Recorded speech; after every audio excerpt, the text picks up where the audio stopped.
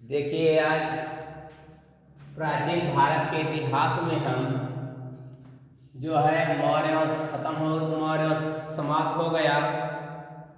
अब आज चलाएंगे शुंग वंश। शुंग वंश का शासन जो है 185 ईसा पूर्व से 185 ईसा पूर्व से 73 ईसा पूर्व तक कुल शुंग वंश ने शासन किए। कुल मिलाकर शुंग वंश का शासन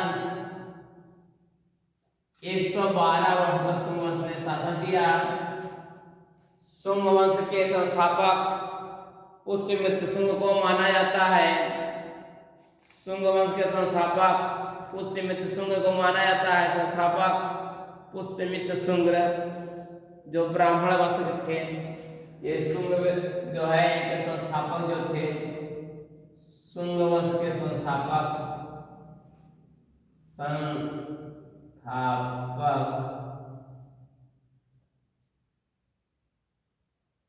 पुष्यमित्र शुंग थे, जो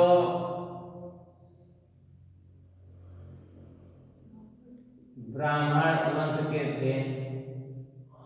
ये जो शुंग वंश जो थे ये ब्राह्मण थे। कौन सा थे? ब्राह्मण वंश के थे। और शुंग वंशों ने कुल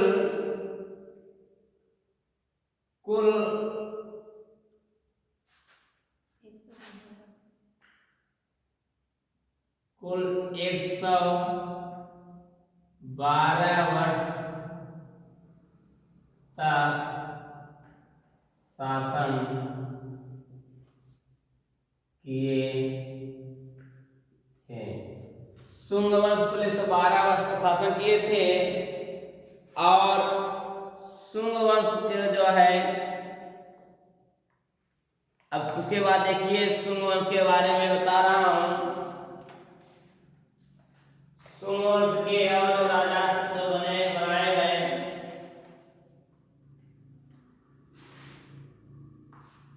अग्निमित्र, ब्रजमित्र, भागभद्र, देवमूर्ति,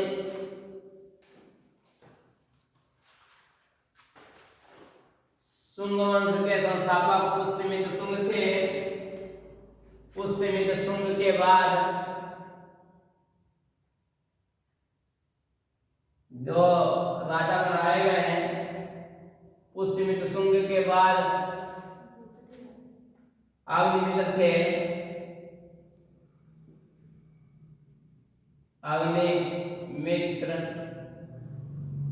अग्निमित्र के बाद ब्रजमित्र,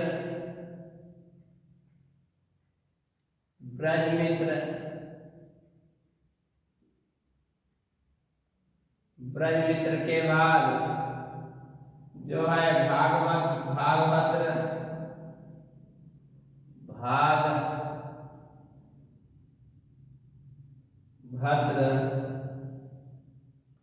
भागभद्र के बाद देवभूति,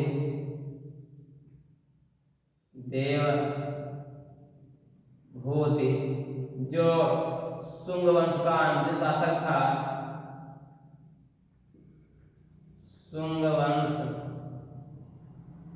का अंतिम शासक था।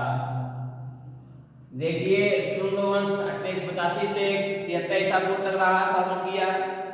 कुल 112 वर्षों का शासन किया, जिसके संस्थापक पुष्यमित्र शुंग थे, जो ब्राह्मण वंश के थे। पुष्यमित्र शुंग के बाद अग्निमित्र आया, अग्निमित्र के बाद वज्रमित्र आया, वज्रमित्र के बाद भागभद्र आया, इसके बाद देवभूति आया। सबसे अंतिम शासक शुंग वंश का सबसे अंतिम शासक देवभूति था। उसके बाद देखिए इसके विस्तार बता रहे हैं। शुंग वंश के संस्थापक पुष्यमित्र शुंग थे, जो 185 ईसा पूर्व में मौर्य वंश के अंतिम शासक बृहदत्त की हत्या करके, इसकी बृहदत्त की हत्या करके जो है शुंग वंश की नींव रखी थी। शुंग वंश की नींव रखे थे। और इसने 50 ईसा पूर्व तक शासन किया था। जो ये पुष्यमित्र शुंग थे, पुष्यमित्र शुंग 185 ईसा पूर्व से 149 ईसा पूर्व तक इनका शासन था। पुष्यमित्र शुंग का शासन था, लिख दिए 185 ईसा पूर्व से 149 ईसा पूर्व तक शुंग वंश का शासन था। इन्होंने इतने साल तक शासन किया। पुष्यमित्र शुंग ने 2 अश्वमेध यज्ञ का आयोजन कराए थे। पुष्यमित्र शुंग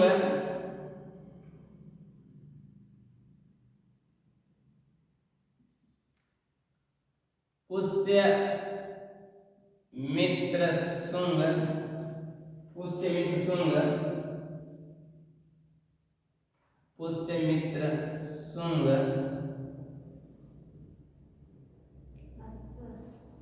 दो अश्वमेध यज्ञ भी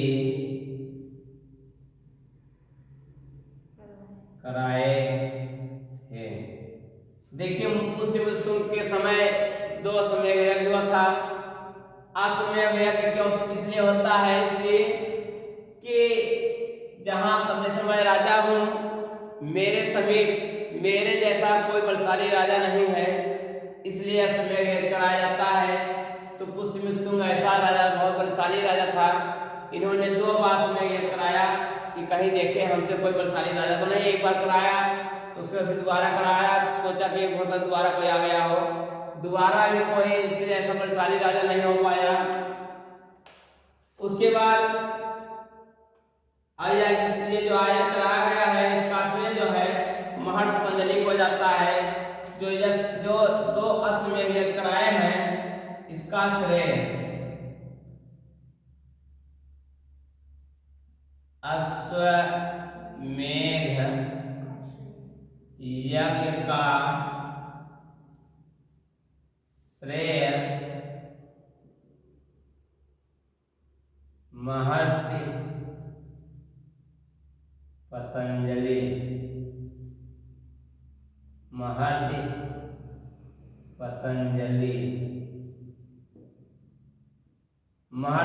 को जाता है। अश्वमेध जो कराया गया उसका पूरा श्रेय जो है महर्षि पतंजलि को जाता है।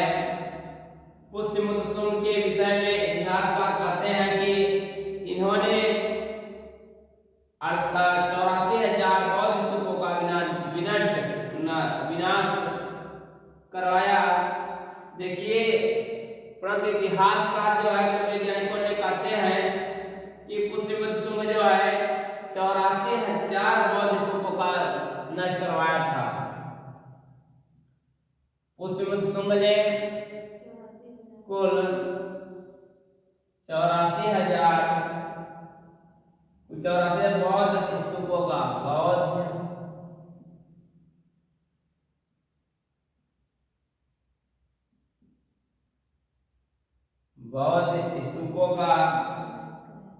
बौद्ध स्तूपों को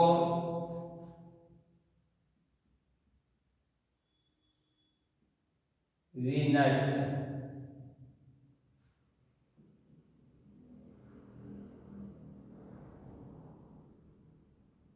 विनष्ट 84,000 बौद्ध स्तूपों को विनष्ट करवाया था।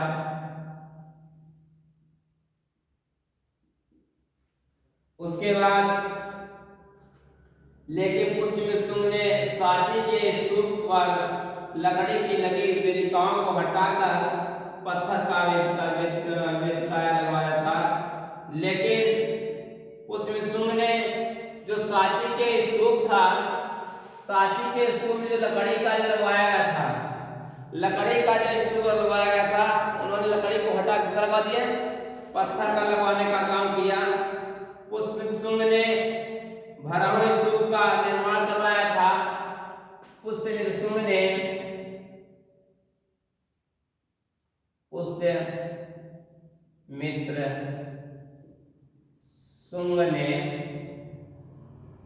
भरावन भरहूं स्तूप, भरहूं स्तूप, भरहूं स्तूप का निर्माण करवाया था। भरहूं स्तूप का निर्माण करवाया था पुष्यमित्सुंग ने ही। उसके बाद पुष्यमित्सुंग ने यह वर्तमान समय में मध्य प्रदेश के सतना जिले में स्थित है। ये भरहूं स्तूप है। वर्तमान समय में यह वर्तमान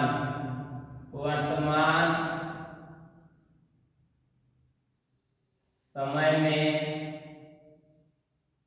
मध्य प्रदेश के सतना जिले में है, स्थित है ना। हाँ, मध्य प्रदेश के सतना जिले में स्थित है। और पुष्यमित्सुंग के बाद के शासक जो थे आगे मित्र आए।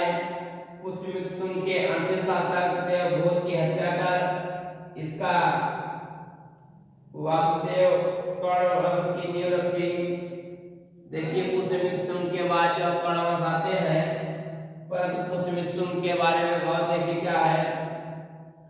विदिशा के शासक भागभद्र के दरबार में यवन शासक एटियाटिक ने हेलियोडोरस नामक राजदूत भेजा।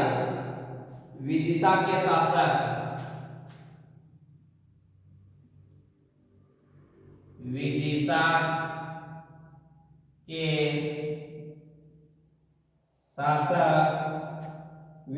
के शासक भागभद्र ने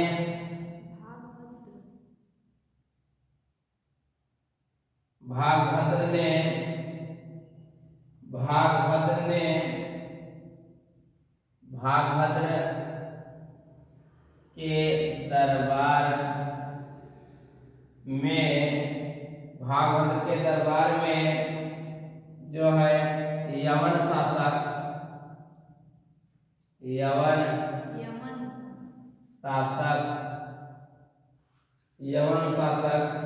एंटियाटिक ने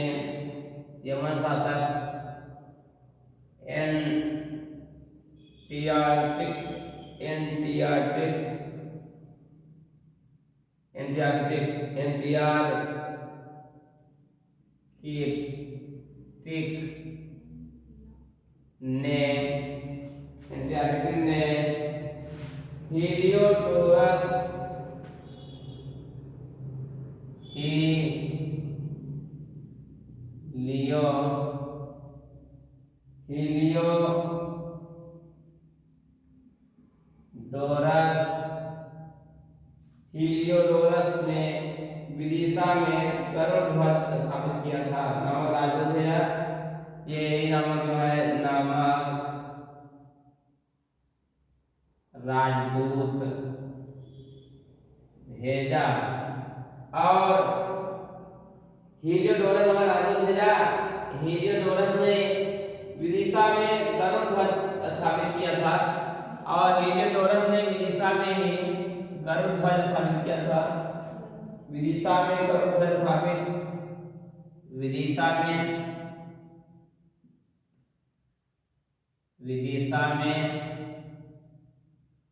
गरुड़ ध्वज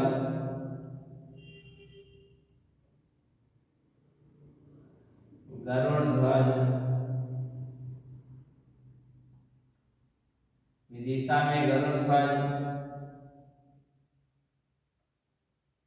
स्थापित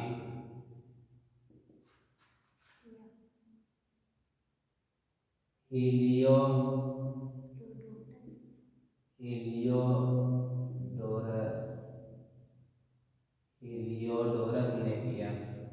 विदिशा में गरुड़ ध्वज की स्थापना जो है हीलियोडोरस ने किया था। और कर्ण वंश 177 ईसा पूर्व तक रहता है। उसके बाद आम सातवाहन वंश आता है। देखिए थोड़ा सा ही था। और जितने भी राजा थे इनके बारे में तो विस्तार से लिखा देंगे, उसमें दिखा देंगे किसी दिन। तो ये इतना तक इनका जो है शुंग वंश के बारे में है। बाकी जितने राजाएं थे अग्निमित्र, वज्रमित्र, भागवत, देवभूति, इन सब के बारे में विस्तार से बता दूंगा कल, आप सब देखते रहिएगा। उसके बाद जो है ये जैसे ही शुंग वंश खत्म होगा, कर्ण वंश आएगा। उसके बाद सातवाहन वंश आ रहा है। कर्ण वंश के बाद सातवाहन वंश, सातवाहन वंश के बाद कुणाल वंश। ये शुंग वंश के बाद जो है कर्ण वंश आता है, आएगा। क्या आएगा? कर्ण वंश। ये इनका जो शासनकाल 23 ईसा पूर्व से 23 ईसा पूर्व तक चलता है। पहले कल हम इसके बारे में पूरा विस्तार से बता देंगे कि शुंग वंश में तो कितने राजा थे, कौन कौन राजा क्या किए थे, कितना कितना कर लगाए थे, सबके बारे में बताने के बाद, हम आप सब समझाने के बाद जो है आगे आप सबको बताएंगे, तो जाके कर्ण वंश के बारे में बताएंगे। आज इतना ही, और उसके बाद कल ये वीडियो नेक्स्ट दिखाया जाएगा पूरा।